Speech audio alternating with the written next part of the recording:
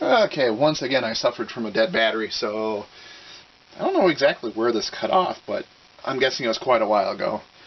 So what have I done? So for the plumbing on this, I have my vacuum port going to a filter to a right angle bit out of a Keurig. It was one of these weird little bits that I thought I'd never use. Well, I used it. I have my pressure port going in one side of a needle valve. So the needle valve, this port and the port that this tube's hooked to just goes straight through, doesn't do anything. This port, the flow can be adjusted by adjusting the needle valve. So each one of these goes into a solenoid that's normally closed when not energized. Their outputs come together in this T. This is just a little filter. It's not a check valve or anything. It's like a little metal mesh. And then this goes out to the vacuum pen. On the electrical side, I mounted my transformer sort of ghetto style. There's a hole through. These red wires are the primary. They go to the 110 side of the guts of the vacuum pump. These blue are the 14 volt output side, AC. I tried running these off of AC and it sort of worked-ish, not really. Then I went to just a diode, just a half-wave chopper, and these things buzzed really bad.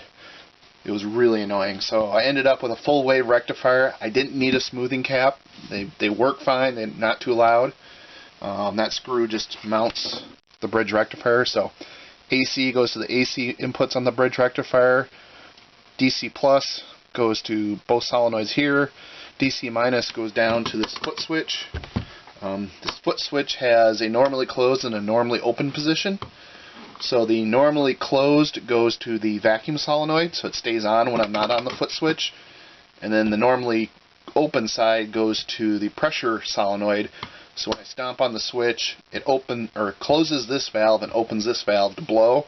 When I let go, it closes this valve and opens this valve to suck. So, just like Mega Maid, it goes both ways. So, where's my cord? There it is. There, you can see it's not too loud. You can sort of hear the click back and forth.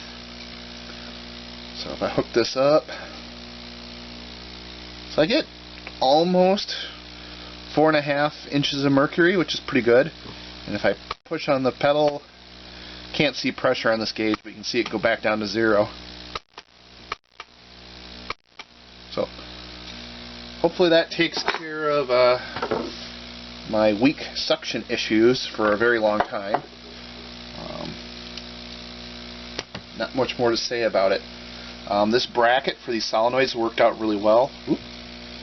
Yeah, that smooth, polished surface on PETG doesn't hold real well, but it doesn't move on its own.